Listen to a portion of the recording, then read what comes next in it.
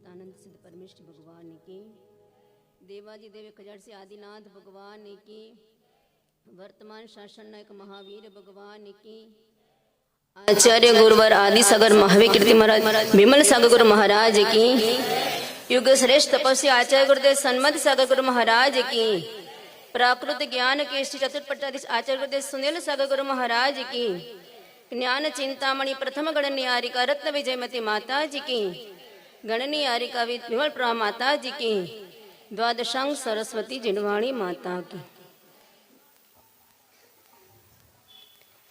उत्तर प्रदेश का वह छोटा सा फफोतू गांव, और उस गांव में एक परिवार में पुत्र रत्न की प्राप्ति, नामकरण की विधि ओम प्रकाश नाम रखा। धीरे धीरे बालक वृद्धिंगत होता गया और उस प्रकार से बढ़ते बढ़ते उस बालक की योग्यता आने से ही उसके जीवन में उसको अपने नामकरण की भी कुछ अभिलाषा अभिरुचि के साथ साथ में उसका अर्थ गठन होने लगा कि ओम प्रकाश मुझे जीवन में, मेरे जीवन में ओम का प्रकाश करना है। किस रूप से होगा? चिंतवन मनन कुछ निमित्त आचार्य भगवंत महावीर कीर्ति गुरुदेव के दर्शन और दर्शन के बाद उनकी निकटता से, उनकी सानिध्यता से, उनसे नियम आदि ग्रहण करने के बाद फिर उनकी तीव्रता बढ़ी अपने जीवन में परिवर्तन की। कि ये जीवन मनुष्य पर्याय एक गन्ने के समान है। काना गन्ना शेरડીનો ગાંઠો જે કહેવાય ગુજરાતીમાં, એ કાને કન્ને के समान है।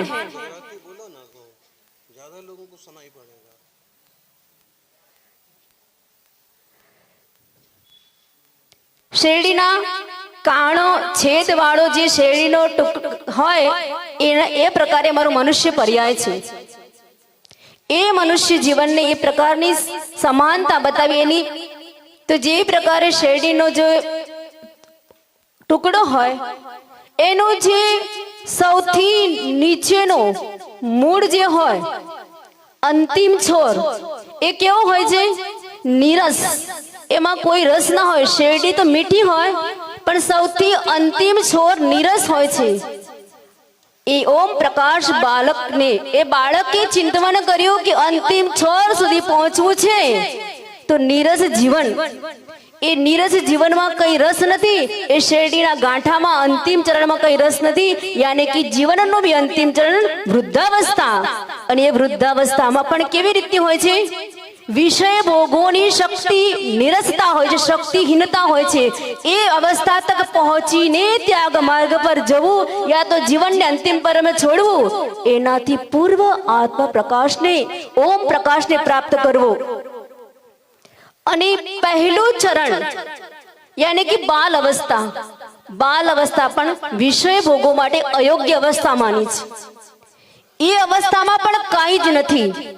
અને જે વચ્ચેનો જે કીડા મકોડાએ શેરડીના ગાંઠાને ખાઈ ખાઈને છેદયુક્ત કરી નાખ્યો છે, કાણો કરી દીધો છે, એવી જ મનુષ્ય પર્યાયની પણ યુવાવસ્થા ભોગ વિલાસિતા, સંસારની વિપરીતતા અને શારીરિક વિપરીતતાની સાથે સાથે એટલી વ્યાધિઓથી ઘેરાયેલો, અનેક પ્રકારની વિપદાઓથી ઘેરાયેલો મનુષ્ય પર્યાયનો મધ્યમ પડાવ, યુવાનીનો પડાવ, એવી રીતે જીવન યાપન કરવું।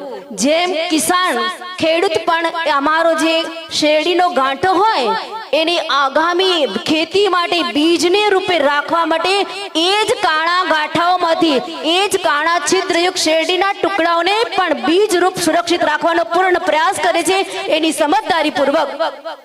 એ જ સમજદારી અમારા મનુષ્ય પર્યાયની અંદર અમારા જીવનમાં અમે પ્રાપ્ત કરી, અમે એને અંગીકાર કરી, સ્વીકાર કરીને અમારા મનુષ્ય પર્યાયને પણ સાર્થક કરવા માટે, એ સાર્થકતાના પરલોકમાં બીજ લઈ જવા માટે, પરલોક રૂપી બીજ લઈ જવા, પરલોકમાં બીજ લઈ જવા તો કેવી રીતે બીજ લઈ જઈએ?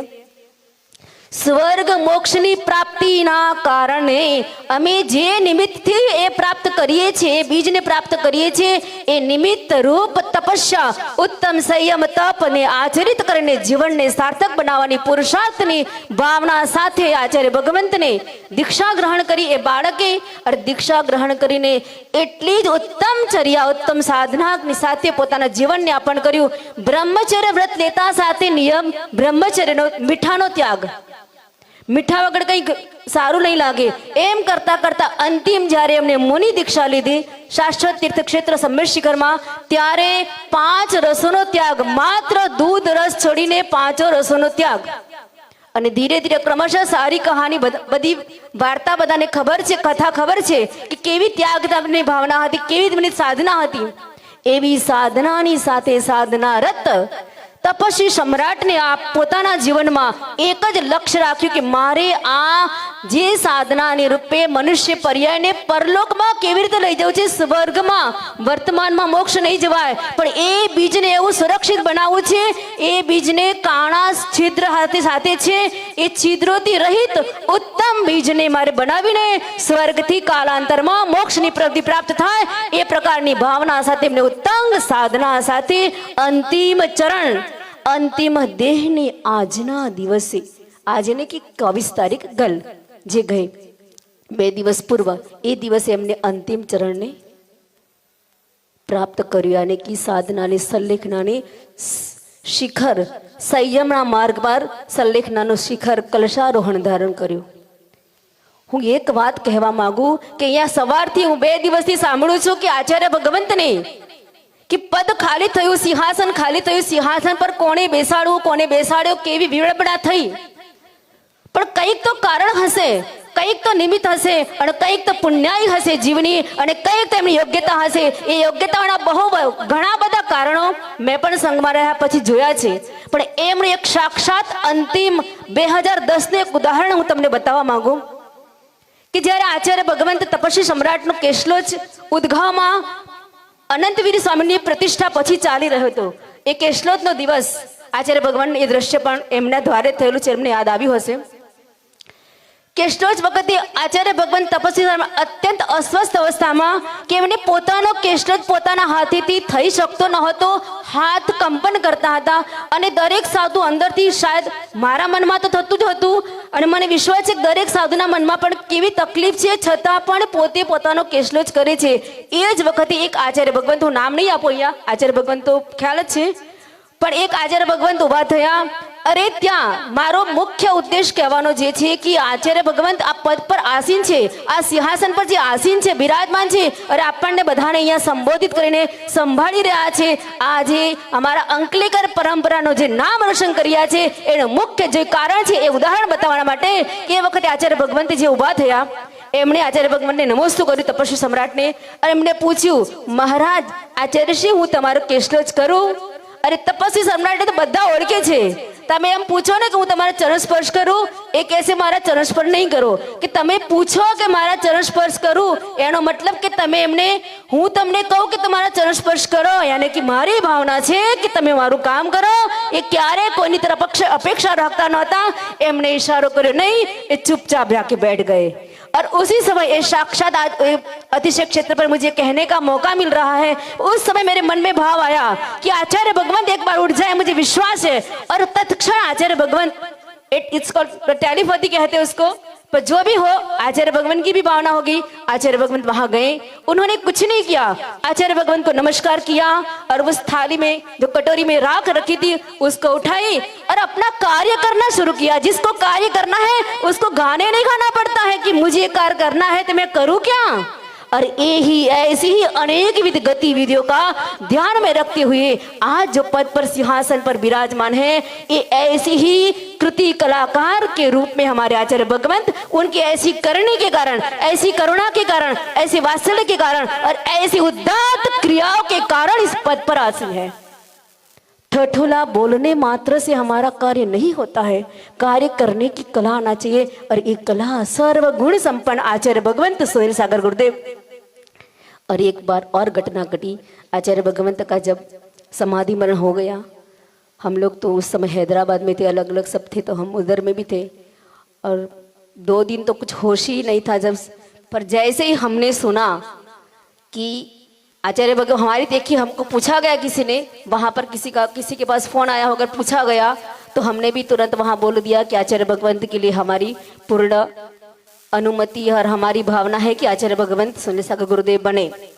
पर जब सुना कि जो आचार्य तपस्वी सम्राट गुरुदेव जिस सिंहासन पर बैठते थे उस सिंहासन को उद्गांव में उस स्मृति रूप में वहां छोड़ने का है, और जैसे ही सुना तो हमारा रोना धोना तो बंद हो गया, पर ऐसे बस मन में खलबली बची कि हम वहां कैसे मैसेज पहुंचाए, समाचार पहुंचाए कि ऐसी ऊर्जावान सिंहासन पर तो आचार्य भगवंत को विराजमान होना चाहिए और वो आचार्य भगवंत के साथ में होना चाहिए। और वहां पर पहुंचाने के लिए कोई व्यवस्था, मात्र एक व्यवस्था थी, संगस्त दीदी ब्रह्मचारी अमृता दीदी जो अभी भी है। कैसे पहुंचाना, हम तो, हमारा तो कोई व्यवहार ही नहीं है, बात नहीं करना, किससे करवाए, क्या पता हम किसी को फोन करने को कहेंगे, बात मैसेज करना है और वो व्यक्ति अति फूट गया और उसने कुछ उतावक कर दिया तो हमारे नाम की कुछ और, इतना तो था ही नहीं, कोई ज्यादा साधुओं से बातचीत का कोई दौर नहीं था। फिर भी साहस करके हमने किसी एक व्यक्ति को अपने भाव में लिया, बात करी उससे कि हमारे कार्य करना है, पर ये कार्य तुमको तपस्वी सम्राट की ऊर्जा को समझना है, तपस्वी सम्राट की महत्ता को समझना है और उनकी आगामी भविष्यता को देख करके तुमको इतनी बात को सिर्फ मैं जो कहूंगी उस व्यक्ति तक पहुंचाना है और मेरे सामने अन्य कहीं नहीं बात जाए, इतना मुझे विश्वास। और वो बात जब अमृता दीदी से बात हुई तो उन्होंने भी बताया कि हाँ यहाँ पर रखने की चल रही है। तो हमने कहलवाया कि देखो हमारी भावना ये है कि गुरुदेव, और जिस दिन हमने सुना कि सारा कार्यक्रम उद्गांव में जब हुआ और आचार्य भगवंत उस सिंहासन पर विराजमान हुए, हमने फोटो देखे तो हमको लगा कि बस आज हमारा जो लक्ष्य था कि आचार्य भगवंत उस पद पर बैठने के योग्य हैं, उनकी योग्यता आचार्य भगवंत देख के गए, हम कौन देखने वाले, आचार्य तपस्वी सम्राट देख के गए हैं और वो योग्यता की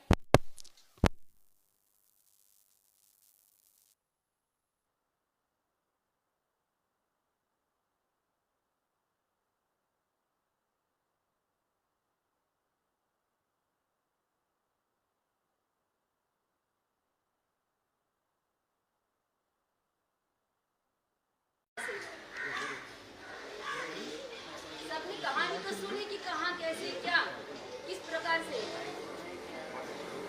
पर उस बालक ने सोचा कि जैसे वृक्ष होता है, वृक्ष में फूल फल होते हैं, फल फल से लीजिए और फल पाकी जाए, पाकी ने एकदम खराब सड़ी जाए ने कશું થાય પોતાની જાતને નીચે જ્યારે પડી જાય તો એની શું દશા હોય છે, ચકનાચૂર થઈ જાય, એનું કોઈ સ્થાન નથી।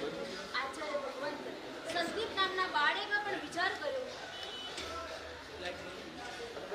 કે મારે જીવનમાં બીજું કાંઈ જ નથી કરવું, આ વૃક્ષ પર મારું જે મને જીવન મળ્યું છે એ પાકીને સડી અને ગળીને પડી જાય અને એવી કન્ડિશનમાં મારે જવું, ક્યાંય મારું કંઈ સ્થાન ના રહે, એવી કન્ડિશનમાં જવું કે મારા જીવનનો સાર નથી, મારા જીવનનું સાર જે મને સંદીપ નામ આપ્યું છે, સંદીપ એનું શું અર્થ થાય, સમીચીન દીપક, मेरे को मेरा एक गृहस्थ अवस्था में नाम, गृहस्थ में मैंने नाम आप्યું संदीप, समीचीन दीपक, तुम्हारे जीवन में मारा ज्ञानम दीपक प्रज्वलित करવું છે, ચારિત્રમ દીપક પ્રજ્વલિત કરવું છે અને એવી ઉદાત્ત ભાવનાથી એમને કે મારું આ પાકીને મેરું સડીને નથી કરવું, એ પૂર્વ यदि कोई समझदार माળી એ વૃક્ષના બધા ફળોને અલગ કરી, इस વૃક્ષની ડાળીઓથી અલગ કરી અને રાખે તો એ મધુર ફળ બધાના માટે કેવા હોય છે, સ્વાદિષ્ટ, ખાવાને યોગ્ય બની જાય છે।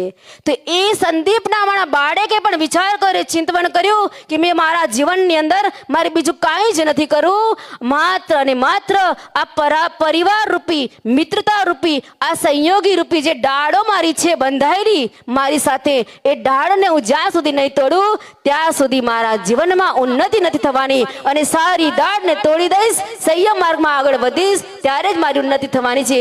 એવી ઉદાત્ત ભાવનાથી સંસાર શરીર ભોગોથી પરિવારથી દૂર થઈને સંયમની સાધના સાથે આગળ વધ્યા અને ક્રમશઃ મૌન સાધના પ્રાય કરકે મૌન સાધના સાથે વધતા વધતા એમણે આપણે જીવનમાં ગુરુદેવના ચરણોમાં લેખન કાર્ય કર્યું। મેં પ્રથમ વાર જ્યારે કાશી દર્શન અને મેરી ગિરનાર યાત્રા, શાયદ એ શિખરજી યાત્રા, સમ્મેત શિખર યાત્રા, બે બુક મારે જ્યારે પૂનામાં વાંચી, મેં ખાલી ટાઇટલ જોયું અને મેં ગ્રંથાલયમાંથી બુક કાઢી અને વાંચી ત્યારે મને એટલી લાગણી કે મને એટલી તલબ થઈ ગયેલી કે હું આચાર્ય ભગવાનનું બધું સાહિત્ય વાંચું. એમને કેટલું લખ્યું છે. ક્યાં ઘણીવાર મારા જોડે કોઈ પણ સંઘમાંથી કોઈ આવતું, સંઘથી કનેક્ટેડ વ્યક્તિ, હું વારંવાર સમાચાર મોકલતી કે મને તમે અને નામ પણ આપતી कि अमृता ने जरूर कहो कि माता जी ने कहा है मुझे आचार्य भगवंत के द्वारा लिखित सर्व साहित्य चाहिए, क्योंकि उनकी लेखनी में वो कला है, उनकी लेखनी में वो आकर्षण है. ये आकर्षण यानी कि लोगों में भिड़ाने वाला आकर्षण नहीं है, संसार शरीर भोग से विरक्त करने वाला आकर्षण है, आत्म स्वरूप को प्रगटाने वाला आकर्षण है. उनकी लेखनी में वो कला है कि तुमको तुम्हारे जीवन में आत्म तत्व का परिचय कराने वाला विषय उस तत्व में मिल जाएगा. ऐसा जब धीरे धीरे मैं पढ़ती गई और उसके बाद में जब मैं उनके और भी बातों को और कहे, प्राकृत की में मैंने एक बार बताई थी कि प्राकृत का सबको पता है कि प्राकृत के भी ग्रंथों का लेखन किया है. यहाँ जितनी भी स्तुति पढ़ते हैं संघ में प्राय प्राकृत की स्तुति आचार्य भगवंत के द्वारा रची वाली है. अपने को अपनी भाषा में મને આચાર્ય ભગવાને કહ્યું ગુજરાતીમાં પ્રવચન કરો, પણ બોલતા બોલતા ક્યાંક ને ક્યાંક લિંગ બગડી જાય તો પાછું हिंदी આવી જાય. पर आचार्य भगवान ने प्राकृत में रचना करी है. बहुत बड़ी ये विशेष बात है कि ऐसी रचना कहीं कर भी कहीं कोई चुक नहीं.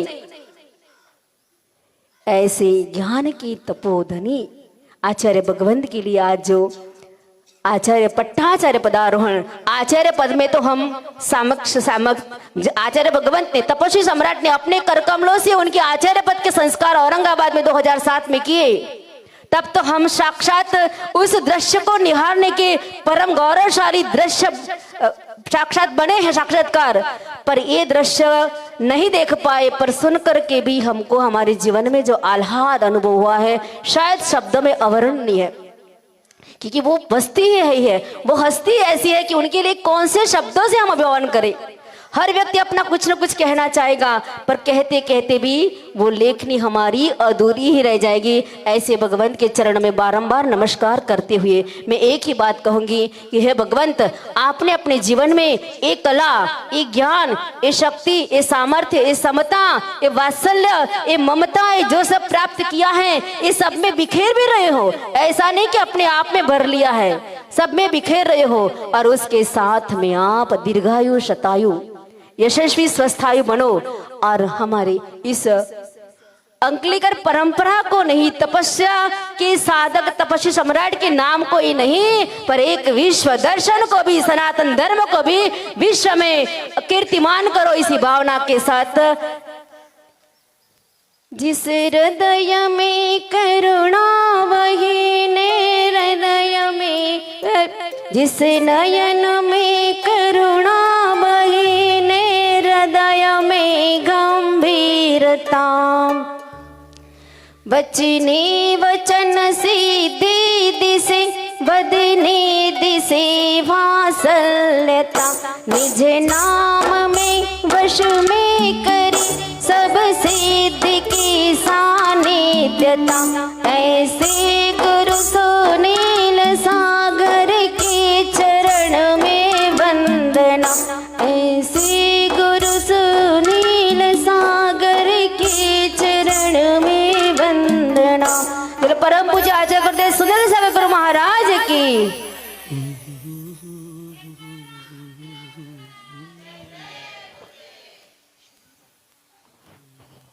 बहुत सुंदर प्रवचन आपने अभी माताजी के द्वारा तपस्वी सम्राट से लेकर आचार्य भगवान की पूरी कहानी यहाँ तक सुनी है आपने. और अब हम परम पूज्य उपाध्याय श्री शुभम सागर जी महाराज जी से नम्र निवेदन करते हैं कि हे गुरुवर, आपकी शुभमय वाणी से सभा को लाभान्वित करें. नमोस्तु महाराज जी, नमोस्तु महाराज जी, नमोस्तु महाराज जी.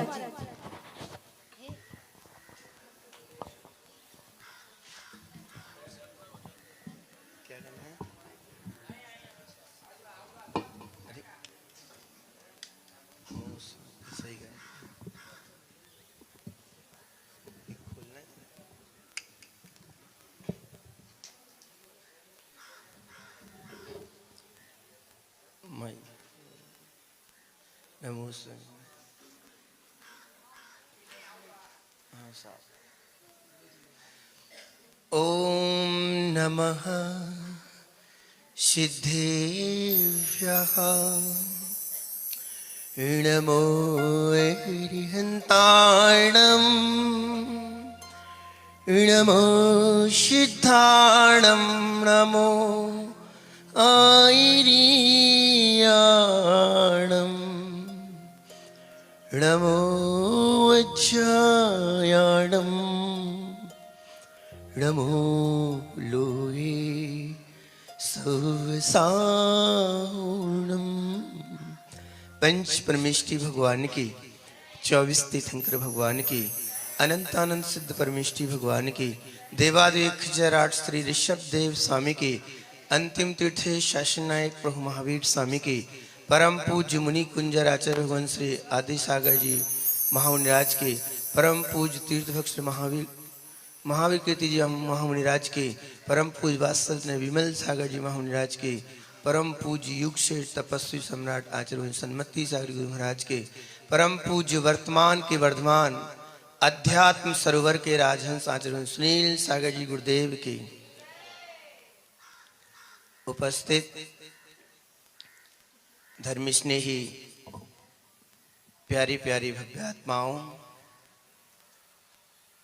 आज महामना आचार्य भगवान का 15वां पट्टाचार दिवस,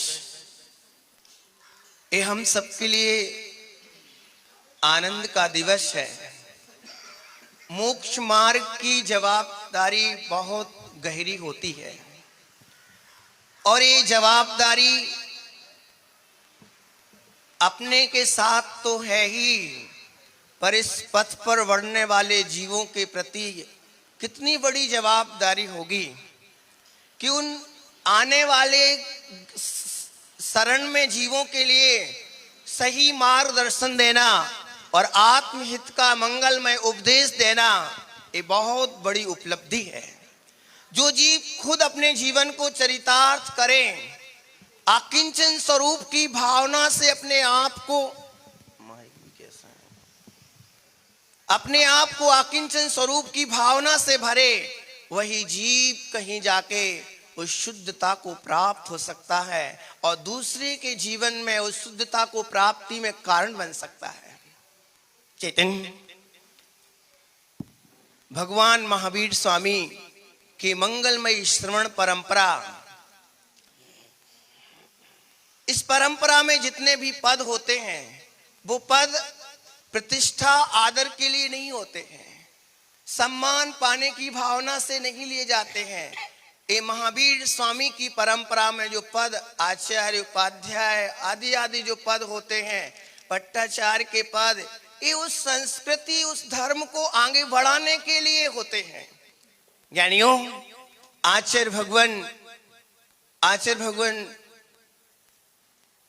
आदि सागर परंपरा के चतुर्थ पट्टाचार्य हैं। आप सोच रहे होंगे कितनी बड़ी उपलब्धियों को पाकर के इनमें अहंकार क्यों नहीं है। संसार में देखा जाता है कि थोड़ी सी कोई उपलब्धि हो जाए, मान सम्मान बढ़ जाए, लोगों के द्वारा आदरणीय हो जाए, तो कुछ उत्साह सा एक अहंकार टाइप का आ जाता है। ज्ञानी, पर इनमें अहंकार छू भी नहीं रहा है। ये किसका पद है? आचार्य आदि सागर जी महाराज जी, जो बहुत प्राचीन, यानी आपने उनके दर्शन तो किए नहीं, पर सुना जाता है कि वो महान तपस्वी थे जिन्हें अपनी साधना से दुनिया को चमत्कृत किया है। 7 दिन में एक बार आहार लेना, और वो भी एक ही वस्तु का लेना, और 7 दिन के बाद आहार लेने के बाद ध्यान साधना गुफाओं में करना, ये उनकी जीवनचर्या का एक अभिन्न अंग था। चैतन्य उनकी परंपरा में आचार्य भगवान महावीर कीर्ति जी महाराज, जो 18 भाषाओं के ज्ञाता थे, उनके बारे में सुना जाता है, कहा जाता है, आपने सुना भी होगा कि वो इतने पावरफुल थे। जब मांगी तुंगी में चतुर्मास की बात आई, वो अधिकांश तीर्थ क्षेत्रों पर ही चतुर्मास किया करते थे, और ऐसा कोई चतुर्मास हो कि जो शहरों में किया हो, पर तीर्थ क्षेत्रों पर ही उनके ज्यादा हुए। मांगी तुंगी में जब वहाँ के गणेशी लाल जी भी थे, मिले थे, उनके परिवार के कुछ सदस्य वहाँ रहते हैं, वो बताते हैं कि वहां भी कीर्ति जी ने कहा मुझे चतुर्मास आपके यहाँ करना है, यानी मांगी तुंगी सिद्ध क्षेत्र पर करना है। उनने एक शर्त रख दी, आचार्य भगवान आप चतुर्मास तो कर सकते हैं, पर चतुर्मास में व्यवस्था यहाँ पानी की बिल्कुल नहीं, क्योंकि पानी यानी कुआं खाली पड़ा हुआ है। कुआं बोले यहाँ कोई श्रावक भी कम आते, कि कुआं है ही नहीं, पानी की व्यवस्था ही नहीं है, खारा पानी है, पानी व्यवस्थित नहीं है। उनने कहा कोई बात नहीं, बस मुझे मूंग की दाल का भी पानी मिल जाए। और फिर मालूम, एक गेहूं का दाना उस जीव को दिया और कुएं में डाल देना। कहते हैं दूसरे दिन मीठा पानी से भर गया वो कुआं। इस दृश्य की आंखों साक्षी है, उनने देखा है। ज्ञानियों, बंदा क्षेत्र की भी घटना, अनेकों शहर की घटना है, जो महान तपस्या करते थे। और फिर आचार्य विमल सागर जी, आचार्य सन्मति सागर, विमल सागर को दुनिया जानती है, निमित्त ज्ञान के धनी थे, सरल मना। और आचार्य भगवान सन्मति सागर जी को तो और ही सब लोग, आप लोगों ने दर्शन भी किए हैं, जानते भी हैं, जिनकी तपश्चर्या भगवान महावीर के समकक्ष थी, जिनने अपने जीवन को इतना तपाया, इतना तपाया, इतना तपाया कि शरीर को पूरा जीवन तप में ही समर्पित कर दिया शरीर को, और शुद्ध भावना में इतने लीन हुए कि बहुत ऊंचाइयां पाई। उनके पट पर विराजमान होने का सौभाग्य आचार्य भगवान सुनील सागर जी गुरुदेव को मिला है, जो अपनी ज्ञान और साधना के बल पर आज पूरे भारत में एक ध्रुव तारे के समान चमक रहे हैं। श्रमण परंपरा में एक अपना अस्तित्व रखते हैं। अन्य बड़े बड़े आचार्य इस परंपरा में, अन्य आचार्य शांति सागर जी परंपरा दक्षिण वाले, आचार्य शांति सागर जी महाराज जी छाणी वाले, ये और भी बड़े बड़े आचार्य हैं। उन बड़े आचार्यों में आचार्य भगवान सुनील सागर जी अपनी एक पहचान रखते हैं। ज्ञानियों, ये योग्यता ऐसे ही नहीं मिल जाती है। आप कभी विचार करो कि मैं मोक्ष मार्ग पर बढ़ना चाहता हूं तो कितना सोचना पड़ता है। पहली बात तो रात्रि में भोजन त्याग करना होगा, थोड़ा सा नियम, और रात होटल का भी छोड़ना पड़ेगा, भाई ये तो संभव ही नहीं है। थोड़ा और आगे बढ़ते हैं, इतना सारा व्रत उपवास संयम भी करना होगा, सामायिक भी करना होगी। 1 घंटे तो हम एक आसन से बैठ ही नहीं पाते हैं, यहाँ तो 3-3 बार सामायिक करना, और पूरा गृह परिवार राग रंग सब छोड़ना। आप जब इस कठिन साधना को सुनते हैं तो थर्रा जाते हैं, इस साधना मुझसे संभव नहीं है। ओ हो चेतन, भगवान महावीर स्वामी की अहिंसामयी साधना, त्याग और तपस्या की साधना एक कोई सामान्य व्यक्ति अपने जीवन में धारण नहीं कर सकता है। जिस जीव ने पूर्व भाव में भी निर्गंथ मुनि पद का जीवन जिया हो, शुद्ध भाव की साधना की हो, वही ऐसे महापद का धारी हो सकता है, वही निर्वाह कर सकता है। चैतन्य भगवान महावीर स्वामी को अपने जीवन को संभालने के लिए 10 भाव लग गए।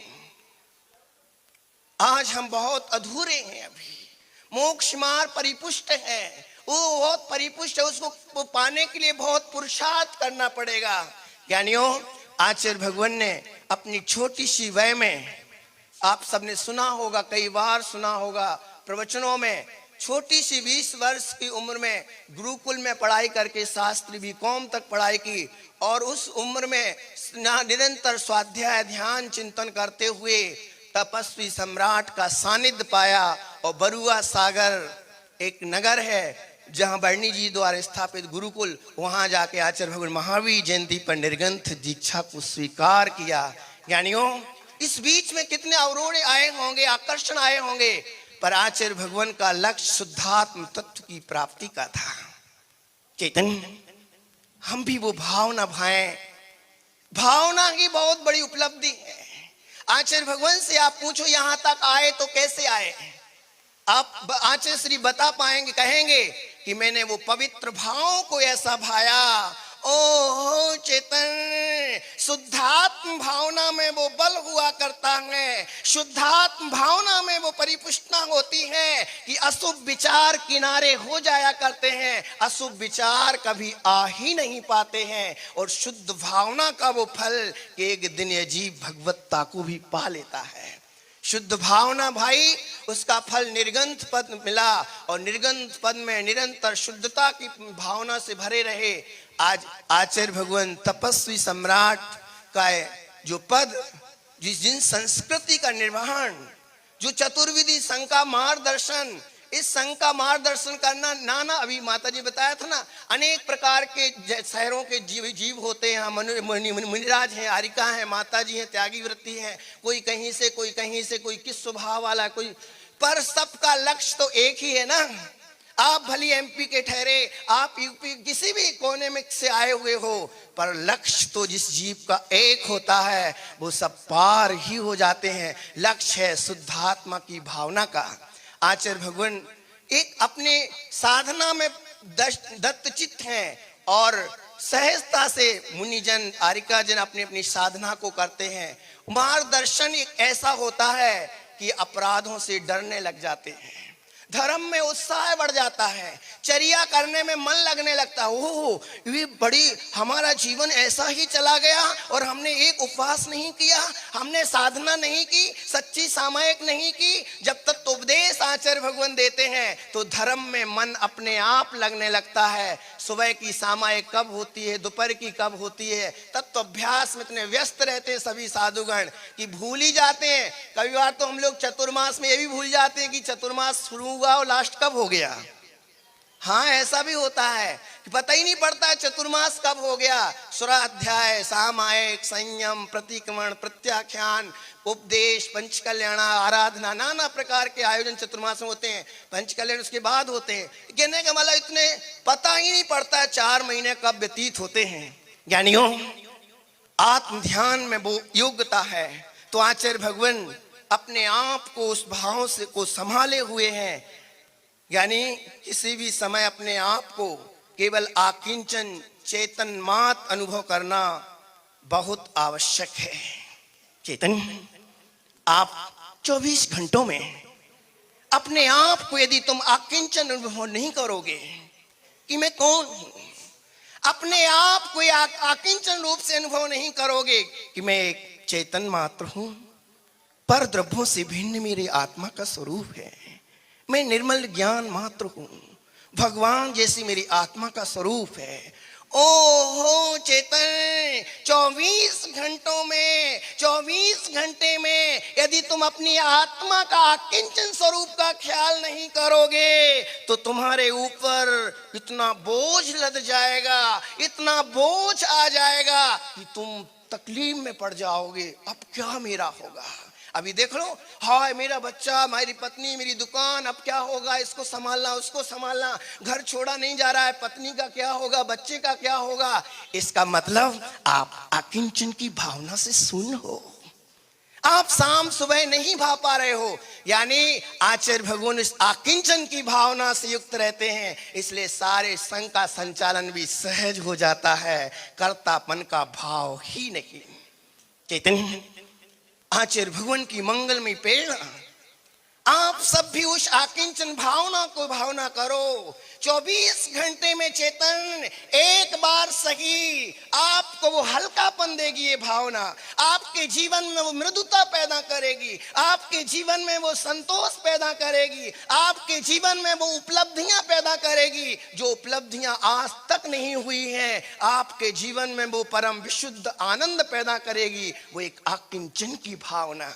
आचार्य भगवान से आप यही सीख लें कि आप इतने विराट पद पर हैं। भगवान महावीर का बहुत बड़ा पद है, ये मोक्ष मार्ग का ये मुनि पद भी बहुत बड़ा है, तो आचार्य भगवान का पद तो और बड़ा है। संघ का संचालन करना और अपने आप में स्थिर कैसे रह लेते हो, आपके जीवन में इतनी शांतता कैसे आती है। तो ज्ञानियों, वो आकिंचन स्वरूप की भावना नित्य प्रति वो भाते हैं। तुम भी इस राज्य को समझ लो कि हम भी उस आकिंचन की भावना करें। ज्ञानियों, आकिंचन की यदि भावना नहीं तो रात दिन बोझ से लद जाओगे, अपना जीवन बर्बाद कर दोगे।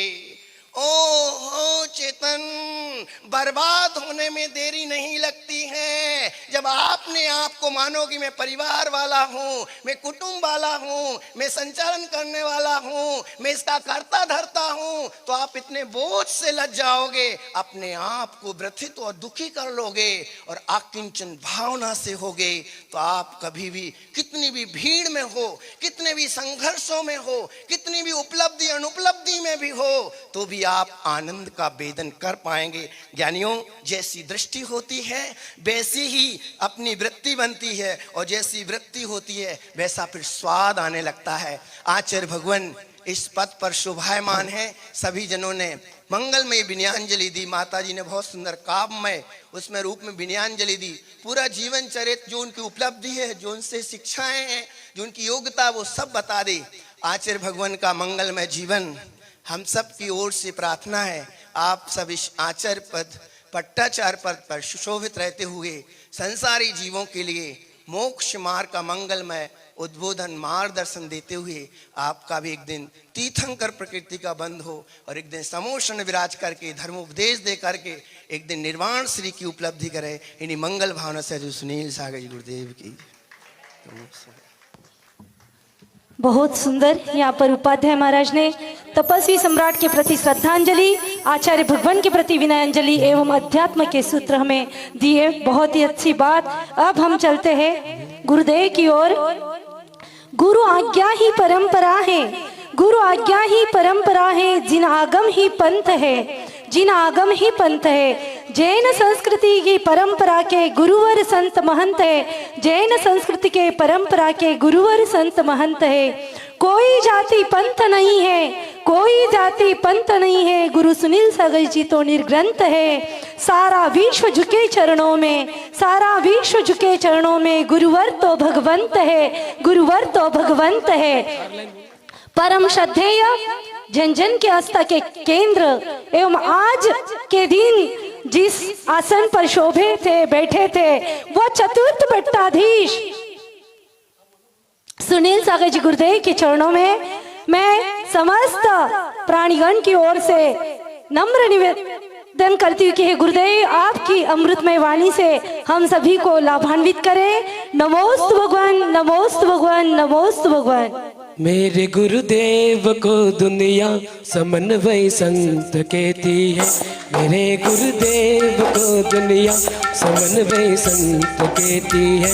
बड़े नेताओं की भाषा राष्ट्रीय संत कहती है, बड़े नेताओं की भाषा राष्ट्रीय संत कहती है। जहाँ में और भी उनको बहुत कुछ लोग कहते हैं, मेरी श्रद्धा मेरी भक्ति उन्हें अरिहंत कहती है, मेरी श्रद्धा मेरी भक्ति उन्हें अरिहंत कहती है। पूज्य गुरुदेव को दुनिया प्राकृताचार्य कहती है, बड़े विद्वान की भाषा आचार्य कहती है, बड़े विद्वान की भाषा आचार्य कहती है। रामलिपि के ज्ञाता, रामलिपि के ज्ञाता, अनेकों जानते भाषा। मेरी श्रद्धा मेरी भक्ति कुंद कुंदाचार्य कहती है, मेरी श्रद्धा मेरी भक्ति कुंद कुंदाचार्य कहती है, मेरी श्रद्धा मेरी भक्ति कुंद कुंदाचार्य कहती है। नमोस्तु भगवान, नमोस्तु नमो। बोलो परम पूज्य चतुर्थ पट्टाधीश आचार्य सुनील सागर जी गुरुदेव की जय हो। जयकारा गुरुदेव का, जयकारा गुरुदेव का। नमो जिनाणम, नमो जिनाणम, नमो जिनाणम, नमो जिनाणम, नमो जिनाणम, नमो जिनाणम, नमो जिनाणम।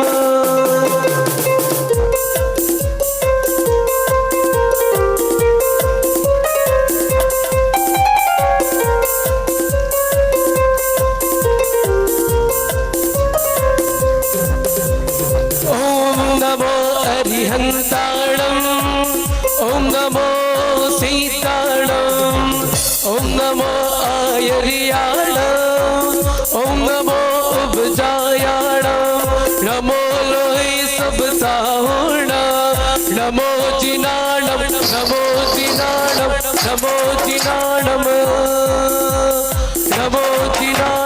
नमो जिनाणम नमो जिनाणम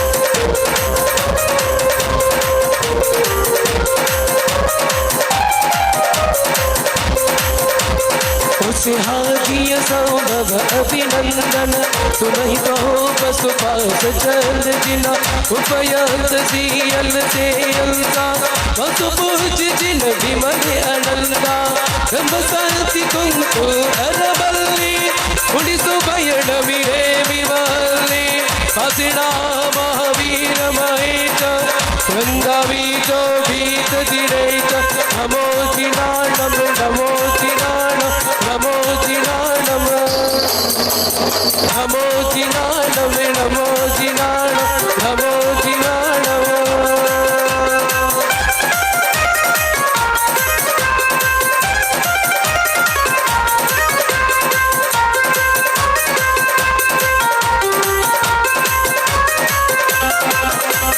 नमो जिनाणम नमो जिनाणम नमो जिनाणम नमो जिनाणम नमो जिनाणम नमो जिनाणम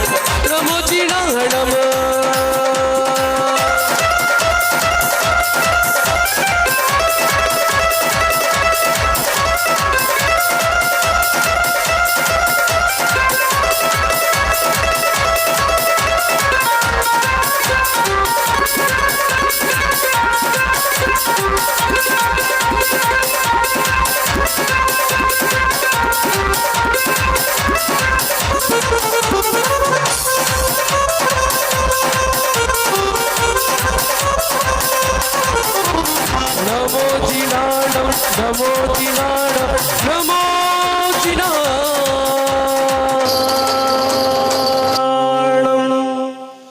अधिम तीर्थेश्वरादि विधाता देवादिदेव महादेव ऋषभो दधि में विराजित रतनदीप में विराजित। अब संगीतकार थे इसलिए वो थोड़ा सा, नहीं तो ऐसे अपना चलता रहता आराम से। ऋषभदेव भगवान की जय हो। या तो हमारी आवाज बराबर नहीं है आपकी। वर्तमान जिन शासन नायक वर्धमान महावीर भगवान की जय हो। आचार्य श्री आदि सागर महावीर कीर्ति विमल सागर जी महाराज की जय हो।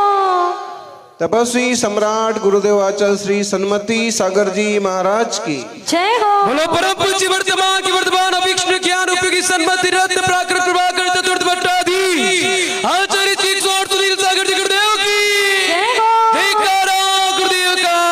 जय गुरुदेव। गिरकर जब उठने की हिम्मत न थी तब गुरु की दृष्टि बनी, सहारा बनी। गिरकर जब उठने की हिम्मत न थी तब गुरु की दृष्टि सहारा बनी। उनकी मौन करुणा ही उनकी मौन करुणा से ही मेरी हार भी जीत बनी। गुरु का उपकार कभी चुकाया नहीं जा सकता, क्योंकि उन्होंने हमें जो दिया उसी से ही हमारी जिंदगी बनी। गुरुओं का और खासकर निस्वार्थी तपस्वियों का उपकार अद्भुत होता है। गुमनामी के अंधेरे में था, पहचान बना दिया। अगर आज के दिन की बात करें, अपन इस तीर्थ की बात करें, शिष्य के जीवन की बात करें, गुमनामी के अंधेरे में था, पहचान बना दिया। दुनिया के गम से मुझे अनजान बना दिया। तपस्वी सम्राट की कृपा ऐसी हुई कि साधन से इंसान को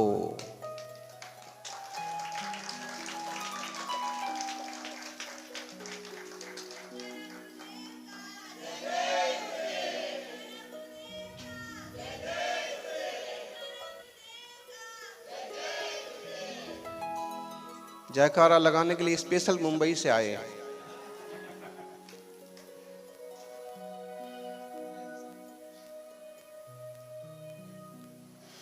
तीर्थंकर महावीर स्वामी कहते हैं प्रत्येक आत्मा परमात्मा, और गुरु यही दिखाते हैं, यही सिखाते हैं। बहुत गुरु ऐसे होते हैं कि हमेशा चेले को चेला बनाए रखना चाहते हैं, लेकिन इस मार्ग के गुरु ऐसे होते हैं कि जो शिष्य को भी एक दिन गुरु बना के विराजमान करते हैं। वो अपने आत्म गुरु की पहचान कराते हैं। Know thyself, know self, खुद को जानो। अब परम विद्धि आत्मा को जानो, आत्मज्ञान कराते हैं। इसलिए हम सच में गुरु सबसे भारी हैं, इसलिए हम सभी गुरुदेव के आभारी हैं। कुछ लेना नहीं, कुछ देना नहीं, फिर भी किसी के जीवन के निर्माण में समय लगाना। गुरुदेव उस मोमबत्ती की तरह होते हैं कि खुद जलते हैं, रोज औरों को रोशनी देते हैं, खुद जल करके खुद पिघलते जाते हैं, अपना आयुष्य भी लोगों के जीवों के निर्माण में लगा देते हैं और खुद पिघल करके खत्म होकर के भी औरों को खड़ा करके जाते हैं, मार्कर लगा के जाते हैं। वो अस्तित्व विहीन नहीं हो जाते हैं, वो स्व में समा जाते हैं। और ऐसे स्व को उपलब्ध होने वाले दिगंबर तपस्वी आचार्य श्री सन्मति सागर जी गुरुदेव, डर मुझे भी लगा फासला देखकर, पर मैं बढ़ता गया गुरु का आशीष देखकर, खुद ब खुद मेरे नजदीक आ गई मेरी मंजिल, मेरे गुरुदेव का साथ देखकर। जब हमारी जिंदगी में कोई महान गुरु होते हैं, देव शास्त्र को, देव जिनेंद्र सिद्ध हो गई। शास्त्र बोलते नहीं हैं, बोलते हैं गुरु जी, बोलते भगवान है। एक विद्वान आए और बड़े जोर से जयकारा लगा रहे थे, बोलते भगवान की जय। साधाग्रस्त लगाए तो समझ में आता है, अच्छे विद्वान, दीर्घ दृष्टा। तो उनसे पूछा कि, किसी ने पूछा कि आप बोलते भगवान क्यों बोलते हैं? उन्होंने कहा कि इसलिए बोलते हैं कि अरहंत का भी यही रूप है, और अरहंत की प्रतिमाएं तो बोलती नहीं, लेकिन उसी रूप को प्राप्त करने वाले मुनिराज बोल बोल करके भी हमें मार्ग पर लगाते हैं। कई बातें होती हैं कि गुरुदेव बोल करके भी मार्ग पर लगाते हैं, और कई बार बिना बोले भी इशारों इशारों में मार्ग समझाते हैं।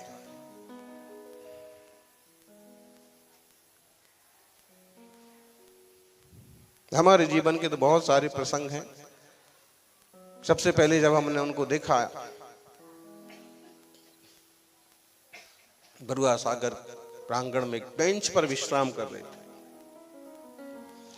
बेंच, इतनी छोटी बेंच, ये पूजा करते हैं उस टाइप की लकड़ी की बेंच पर। तो हमने कहा देखिए, साधु का जीवन इतना निष्प्रही होना चाहिए। शिक्षा, इतना बड़ा तखत कि इतना ऊंचा तखत नहीं। गर्मी का मौसम था, छत पर सिर्फ 1.5 बाई 5 की बेंच होगी, 1 बाई 5 की बेंच होगी। उनका ये दोनों हाथ भी उस पर नहीं समा रहे थे। फिर भी ये निरालस्यता का प्रतीक है। आराम का बिस्तर मिल जाएगा, बड़ा सा पाटा मिल जाएगा, सेठ जी आराम से 4-6 घंटे कहां गुजर जाएंगे पता ही नहीं पड़ेगा। लेकिन इसमें एक हाथ नीचे गिरेगा तो नींद खुलेगी, दूसरा हाथ नीचे गिरेगा तो नींद खुलेगी, समाएंगे नहीं। अब इसमें एक करवट ले लिया तो दूसरे करवट लेने की जगह ही नहीं है। कितना बड़ी शिक्षा है साधु के लिए कि कितने निष्प्रही होना चाहिए। तखत अच्छा नहीं है, छोटा है, नीचा है, हमें पाटा नहीं मिला, इस तरह का शब्द कभी भी उनके मुख से सुनने को नहीं मिला, क्योंकि इन चीजों की फिक्र ही नहीं करते थे, यूज ही नहीं करते थे। अनेक प्रसंग है। सबसे पहले तो यही सीख लो कि कम से कम वस्तु में शांति की सांस ले लो। इतनी छोटी बेंच पर भी तुम सो लो, 2-4 घंटे 2-2.5 घंटे विश्राम किया, फिर साधना में लग। जैसे ये मानस्तंभ बना है ना सम्मेद शिखर की 13 पंथ कोठी में भी ऐसे ही मानस्तंभ बना है कुमार भाई। और उसकी जैसे कटनी है वो थोड़ा नीचा है, उसकी पहली कटनी नीची है, लेकिन स्थान लगभग इतना ही है। तो उस पर विश्राम कर रहे थे गुरु महाराज 1998 में, गर्मी के मौसम में। इतने मच्छर, हमको तो सच में ही भ्रम हो गया था। एक तो लाइट नहीं थी उस पर, कोई फोकस लाइट का नहीं पड़ रहा था, और हम जब बाहर निकले खूब गर्मी लग रही थी, खूब मच्छर काट रहे थे, तो सोचा बाहर कहीं अच्छी जगह होगी। देखा कि गुरुजी वहां विश्राम कर रहे, लेकिन एक जैसे काली काली झीनी चादर बिछी हुई है। तो मैंने कहा कि कोई दुष्ट क्या महाराज जी के ऊपर वो झीनी चुन्नी होती महिलाओं की जैसी, ऐसा क्या है ये? लेकिन पास में जाके देखा तो कोई चुन्नी तो नहीं थी, लेकिन एक तो अंधेरे का प्रताप और दूसरा इतने सारे मच्छर। फिर भी मतलब मच्छरों की चादर बन गई। फिर भी निश्चिंत रूप से ये सीखने को मिला कि कितने परिचय हों, कितने उपसर्ग हों, यदि आप में दृढ़ता है। अब नींद आ रही होगी उनको, सो रहे होंगे। इतने सारे मच्छर जब ऊपर भिन भिना रहे हैं, काट भी रहे होंगे, तब भी अगर विश्राम करना है 1-2 घंटे तो निश्चिंत सा से कर रहे हैं। नींद तो नहीं आ रही होगी, तो परिचय सहन कर रहे हैं। ऐसा परिचय जयी का मार्ग है। यानी बहुत सारे प्रसंग हैं। उसके बाद सकरार पहुंचे। एक दिन उन्होंने एक प्रसंग बताया एक पुस्तक में से। इस पुस्तक में लिखा है मेरी स्मृतियां, इसमें लिखा है कि आचार्य महावीर कीर्ति महाराज को जब वीर सागर जी का पद देने की बात आई तो उन्होंने कहा मेरे गुरु का पद मेरे पास है। इसका मतलब है कि वो भी आचार्य थे और उनके गुरु ने अपना आचार्य पद उन्हें दिया था। इस तरह की बात हुई तो क्या मेरे को ऐसा लगा इतना बढ़िया प्रसंग है। तो मैं तो अभी तक आचार्य श्री शांति सागर जी का नाम सुनता था, आदि सागर जी का तो कम सुनने को मिला। ये पुस्तक मुझे पढ़ना चाहिए। पुस्तक में लेके चला गया, वहां से उनके कक्ष में से उठा ली, साइड में रखी थी, उनकी टेबल पर नहीं रखी थी। फिर वो देखते देखते आए तो हमारे पास उनकी पुस्तक, बोले सुनील सागर जी पुस्तक कहाँ से आई? तो मैंने कहा पुस्तक आपके उधर से लाया। किससे पूछ के लाए? कड़क जवाब सवाल होते थे उनके। तो इस लड़के का नाम जिसने हमने पूछा कि ले सकते, उसने कहा ले सकते, मंदिर की। तो उसको बुला के लाओ। बुलाने गए तो स्कूल गया हुआ था। फिर हमने कहा कि गलती हो गई, कोई प्रायश्चित हो तो। अरे जून के महीने में उन्होंने मई के महीने में और उपवास दे दिया, जिंदगी का पहला उपवास। उपवास करो, एक उपवास करो। लेकिन एक समझ में आ गया कि चाहे कितनी भी महत्वपूर्ण चीज हो, बिना पूछे मत लो, और जो उसका जिम्मेदार व्यक्ति है उससे पूछो। पुस्तक भले मंदिर की थी और उस लड़के ने यहाँ कह दिया, लेकिन वो अभी किसके पास थी? कभी भी बिना पूछे किस इधर उधर मत करो, किसी छोटे लोगों की बातों में मत आओ। ऐसे ही ढेर सारी किताबें रखी हुई थी। गुरुजी ने कहा कि इतनी सारी किताबें किसकी है? मैंने कहा कि मेरी है। इतनी सारी किताबें मैं पढ़ता हूं इनको। पूरी चौकी भरी हुई थी, टेबल। तो बोले कि देखो तुम्हारे जैसे बुद्धिमान की टेबल पर किताबें शोभा नहीं देती हैं, ये किताबें तुम्हारे दिमाग में होना चाहिए, किताबें। और उसके बाद अनेक शास्त्रों को कंठस्थ किया।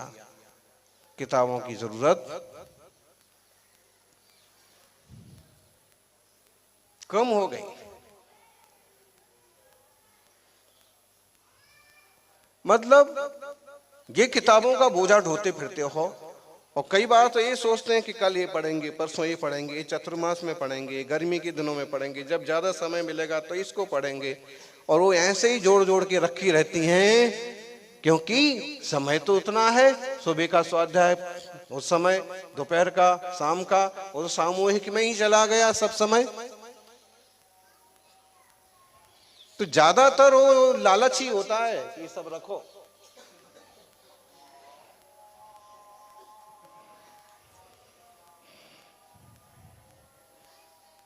ऐसे ही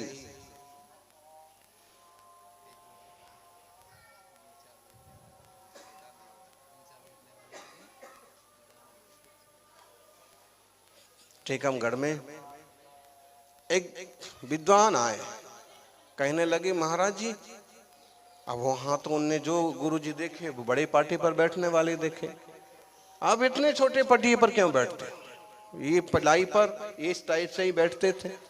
आप इतने पतले पाटे पर, इतने छोटे पटिए पर क्यों बैठते? आप तो इतने बड़े आचार्य हैं, तपस्वी सम्राट के रूप में प्रसिद्ध हैं, बड़े बड़े शहरों में आपके भक्त लोग हैं, आप ऊंचे बैठा करो, आप ऊंचे क्यों नहीं बैठते हो? गुरुजी चुप रह गए। फिर भी आप बताइए, हम आपके लिए आसन लगवा देंगे। गुरुजी ने कहा, देखो नीचे बैठने वाला कभी गिरता नहीं।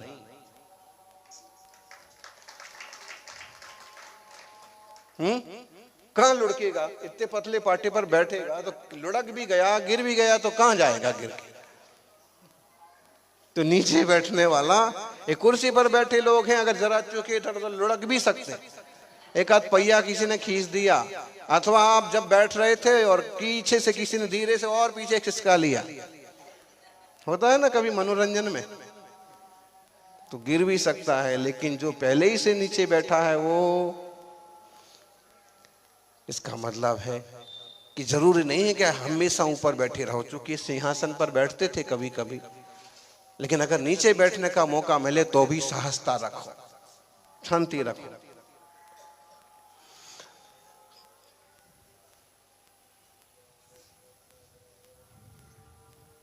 टीकमगढ़ चतुर्मास में कई सारी सीखें मिली।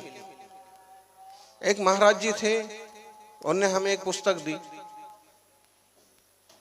अब जब कोई चीज मिले तो गुरु जी को बताना चाहिए कि हमें ये चीज मिली है, या हमें कुछ चाहिए तो हम उन्हें कहें कि हमें ये वस्तु चाहिए।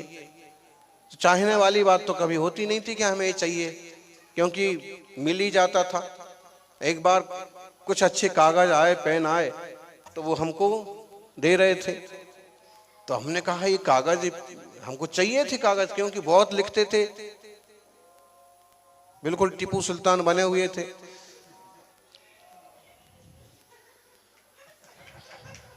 तो अच्छे से कागज वगैरह हमने मांगे होंगे, तो हमने कहा ये कागज तो बहुत अच्छे हैं एकदम। तो महाराज जी बोले, अच्छे लोगों के लिए अच्छे कागज मिलते, अच्छे पेन मिलते। वहीं की एक बात है कि जब हमें पुस्तक मिली तो हमने आचार्य महाराज को कहा कि महाराज जी ये पुस्तक हमें अमुक महाराज जी ने दी। अब गुरु जी के साथ जैसी घटनाएं बन जाती थी, उस हिसाब से उनने सोचा कि जैसे कोई साधु और मांग लेते हैं तो इसने भी मांगी होगी। तो क्या बोले हमसे, एकदम नए थे, परिचय थोड़ा थोड़ा हुआ था, तो बोले कि कोई बिना मांगे कुछ देता है क्या? तुमने ही मांगी होगी। अपना सरक गया दिमाग। अरे हमने कहा कि ऐसी कैसी बात है, मुनि महाराज झूठ क्यों बोलेंगे? अच्छा तो जिसने दी उसको बुला के लाओ। तो हम वो महाराज जी को ढूंढने गए, बुला के लाए। तो उन्होंने कहा कि हाँ महाराज जी मैंने ही दी। तो महाराज जी एकदम शांत हो गए। लेकिन उसके बाद से उनको इतना विश्वास हो गया कि कभी भी ये कुछ भी छोटा भी इधर उधर करता नहीं। विश्वास बनाने में बहुत टाइम लगता है, कम होने में ये एक छोटी सी घटना भी कारण बन सकती है कि आप झूठ बोलते हैं, आप छुपाते हैं। उसके बाद से फिर उसी कुछ दिनों बाद की बात है, आचार्य महाराज के एक आहार एक उपास चलता था। फिर दूसरे महीने में चतुर्मास में 2 उपास एक आहार, तीसरे महीने में 3 उपास एक आहार चलता था, और चौथे महीने में 4 उपास होते थे। तो ऐसे एक दिन की बात है कि अब 4 उपास चल रहे थे, तो गुरुजी अब मंच पर नहीं जाते थे। और उन दिनों थोड़ी तबीयत, 4 उपास में तबीयत तो बिगड़ ही जाएगी है, अपने तो एक उपास मुश्किल हो जाता है। और तो 4 उपास, ये उनके पारने का दिन था और प्रवचन हो रहे थे मंच पर। शायद हमारा भी प्रवचन हुआ, हम लोग कुछ साधु थे मंच पर। लेकिन होता ऐसा ही था कि अगर आचार्य महाराज मंच पर गए तो पूरा भवन भर जाता था, और अगर वो नहीं गए अस्वस्थ होने के बाद तो 2-4 आदमी। लेकिन हमारी थोड़ी सी वैल्यू हो गई थी कि अगर सुनील सागर जी का प्रवचन, अच्छा अब आज इनका नंबर आएगा 6, 7, 8वें दिन, तो उस दिन कुछ स्पेशल मुमुक्षु टाइप के जीव जरूर आ जाते थे। हाँ, तो एक शुरू से और फिर जो हमें आज्ञा मिल गई थी कि आप रोज चाहो रोज क्लास ले सकते, तो क्लास पढ़ाते थे। तो उसमें छोरियां छोरे वो, और उनको अंदाज लग गया कि प्रवचन होने वाला था, तो वो भी आ जाते थे। तो अपनी तो लगभग सभा हो जाती थी बोलने लायक। लेकिन तो उस दिन क्या हुआ कि पंडित जी थे, अच्छे पंडित जी थे, गुरु भक्ति भी थे, लेकिन पता नहीं बोलते ही गए। बोल तो अच्छा ही रहे थे, लेकिन टाइम ज्यादा हो गया। तो फिर मैंने रोक दिया, मैंने कहा टाइम हो गया। एकदम छोटे से मुनि महाराज, 20 साल के और 70 साल के पुराने विद्वान अच्छे, तो उनको थोड़ा सा उनको लग गया, बनाते हुए चले गए। और आचार्य महाराज के पास जाके बोलते हैं कि और छोटे वाले महाराज ने मुझे, कौन से छोटे, नीचे रहते छोटे वाले महाराज ने मुझे प्रवचन से मना कर दिया। आचार्य महाराज ने कहा देखो भाई, वो भी शास्त्री पंडित जी, वो छोटे पंडित जी, और आप, और उसमें भी वो मुनि महाराज। तो अब मैं उनको कुछ कहूं, इससे अच्छा एक बार आप जाके उनको अपने हिसाब से आप बात उनसे ही कर लो। तो वो हमारे पास नीचे आ गए कि आपने मुझे रोक दिया। तो फिर 2-4 लोग उनको भी समझाने आए कि आप महाराज जी से कुछ मत बोलो, आपको ऊपर भी नहीं जाना चाहिए था, नीचे भी आप कुछ मत बोलो। नहीं, मैं तो बोलूंगा, मेरा अपमान हो गया। बड़े अच्छे विद्वान थे और मुनियों के प्रति बहुत समर्पण भी था, लेकिन होता है आप भरी सभा में कहें पंडित जी बंद करो, तो ये तो महावीर जी हैं, इनको कोई फर्क नहीं पड़ता।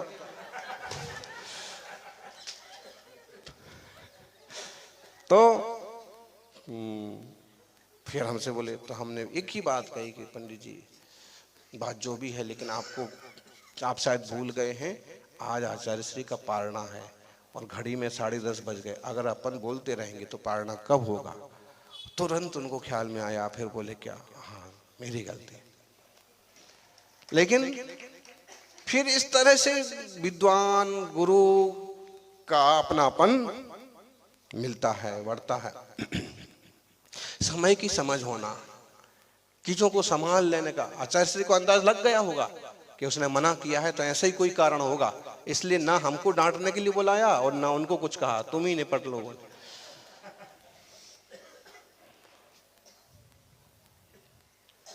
वहीं की घटना है पंडित जी। 2 दिसंबर से और 7 दिसंबर का पंच कल्याणक का मुहूर्त 1998 का नंदीश्वर का निकाला।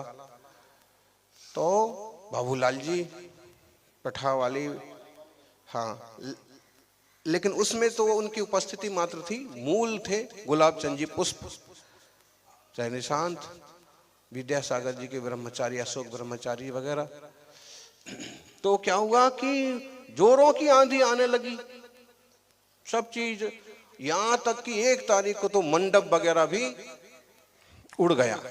कुमार भाई, गुरुओं की तपस्या क्या काम करती है। तो सब आ गए कि महाराज जी हम ऐसा करें कि अपन इसको आगे टाल दें, आगे बढ़ा दें। पंडित जी खुद आ गए तो आचार्य महाराज की दृढ़ता से उन्होंने कहा कि तारीख तो यही रहेगी। महाराज जी मंडप सब उड़ गया, कल 1 तारीख है और आज 2 तारीख चालू होना है महाराज, और 2 तारीख को तो अखबार में ही बड़ा कि 2 तारीख को तो जोरदार बारिश है। तो आचार्य से बोले कि आप जो है कार्यक्रम तो इसी तिथि में होना है, जो भी होगा 2 तारीख को अगर सबसे ज्यादा खतरनाक मौसम है 2 तारीख की जिम्मेदारी मेरी, बाकी आप तैयारी कर। वापस जैसे आप जब 2 तारीख को पहुंचे तो मंडप तो खड़े हुए ही थे, कुछ इधर से बंबू लगा दिए, कुछ इधर से लगा दिए, लेकिन फिर भी 2 तारीख को एक बूंद भी पानी नहीं गिरा, कोई आंधी नहीं आई। और बाद में फिर पूरा पंच कल्याण हो गया। जब श्री जी की यात्रा हो रही थी और जब विराजमान करने के लिए निकल गया हाथी, रथ में निकाला, नगर में निकाला था पूरा हाथी का रथ, उसमें हम लोग भी थे। तो जब मूल जगह पर प्रतिमा पहुंच गई और जहां हम गुरु महाराज को हम लोगों को रुकना था नया मंदिर में, नया वो भी पुराना ही है लेकिन उसको नया मंदिर बोलते थे, जैसे उसमें घुसे 2000 बारिश जोरदार, रात भर बारिश होती रही। अब मंडप वाले को भी उखाड़ने की टेंशन नहीं रही, आप सब। लेकिन 2 चीजें, एक तो ये कि जो वचन है उस पर कार्यक्रम हो जावे, दूसरा ये कि गुरु की शक्ति इतनी होना चाहिए कि निर्विघ्न रूप से पार पड़ जाए। तो ये भी सीखने जैसी चीजें होती हैं। ऐसे महान तपस्वी जो अपने जीवन से बोलते थे, जीव से नहीं जीवन से भी बोलते थे, उनकी ऐसे तो एक ही चतुर्मास के सुनाए हमने प्रसंग, ऐसे 10 चतुर्मास उनके चरणों में करने का मौका मिला।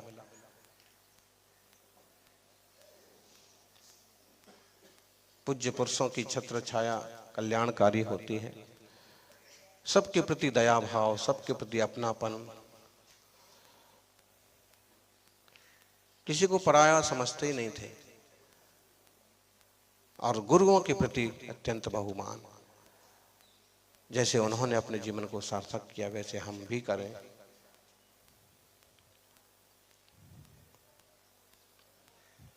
बस इतना ही। ऐसे तो गुरु अनंत, गुरु कथा अनंता बोलते जाएंगे।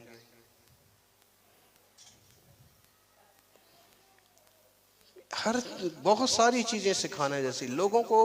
अब जैसे आप कोई महोत्सव आते हैं तो लोग उसमें जम जाते हैं, गुरु जी खुद जम जाते हैं। लेकिन आचार्य श्री का एक हमने प्रसंग बहुत होते थे, लेकिन सागर जहां हमारा शिक्षण होगा, श्री गणेश दिगंबर जैन संस्कृत महाविद्यालय वर्णी भवन मोराजी सागर में, वहां पर पहुंचना हुआ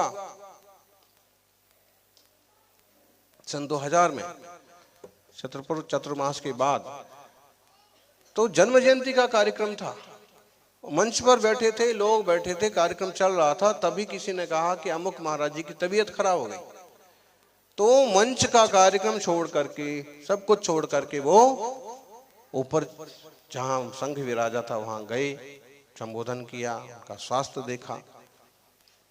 कार्यक्रम बीच में ही खत्म हो गया। भले हम लोग भी ऐसे बुद्धू थे कि उसको नहीं संभाले कार्यक्रम को। अरे कोई एक अच्छे से जमा रहता तो कार्यक्रम लोग जो आए थे उनको लाभ मिल जाता। लेकिन गुरु अपनी जगह ठीक है कि पहले संघ, पहले शिष्य, पहले रत्नत्रयधारी। ये चीज कि पहले आपका मूल कार्य क्या है, मूल उद्देश्य क्या है, आपका कर्तव्य क्या है, उस पर ध्यान दो। ऐसे आचार्य महाराज का चतुर्मास सागबाड़ा में भी हुआ, वहां के लोग भी आज उपस्थित हैं। सेठ जी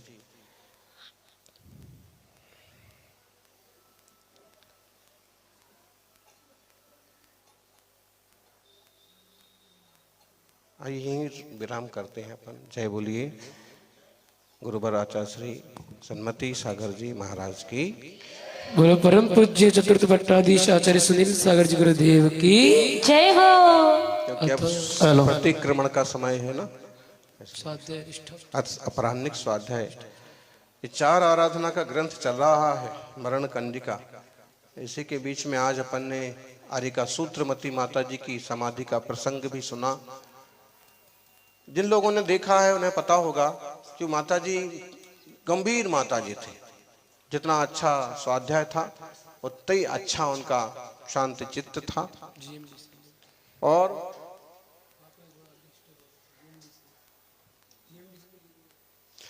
और आप देखिए जीएमडीसी में आप लोग कौन कौन गए। प्रियल भाई तो उस दिन रोते रोते आ गए। वो हुआ ये कि जो माता जी गई रात को शुद्धि के निमित्त से, तो स्विमिंग पूल था, ध्यान नहीं पड़ा और इतने गहरे स्विमिंग पूल में गिर गए। पानी नहीं था, पानी होता तो आसाधना जल काय की होती है, प्रायश्चित हो जाता।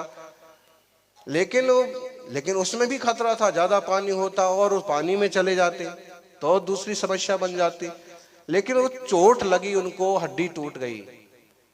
फिर भी देखिए आप कैसा धैर्य रखा, कोई हो हल्ला नहीं, कोई तमाशा नहीं। वो लकड़ी का पाटा बांध दिया। फिर आर्यिका आराध्यमती जी और माता जियां उनका चर्या वगैरह कराती। फिर इसी बीच उन्होंने कहा कि मुझे तो समाधि करना है। बार बार कहते थे, 10 उपवास भी कर लिए, 11 उपवास भी कर लिए। फिर उन्हें संबोधित किया कि आप अति मत करो, शांति से। फिर उन्हें जब इस तरह विहार हुआ तो उन्हें प्रतापगढ़ भेज दिया और साधुओं के साथ। और उन्होंने कल रात्रि में, मतलब आज भोर में समाचार मिला और उन्होंने 1:15 बजे बढ़िया उत्तम समाधि जैसे बोलते ना, हमसे आज्ञा तो ले ली थी। अभी आपको पत्र भी सुना दिया गया है। वो पत्र सुना दिया, उसमें आखिरी लाइन यही है कि आप मुझे समाधि की आज्ञा दो। तो ये भावना उनकी सार्थक हुई। उत्तम समाधि सभी को हो ताकि आदि व्याधि संसार परिभ्रमण मिटे। हो ऐसे ही उनके साथ ऐसे 2-3 बार हुआ। बांसवाड़ा में भी अस्वस्थ हो गए तो समाधि मांगी, तो हमने कहा संघ में आ जाए। तो फिर 4-5 साल तक अच्छे से निकल गए।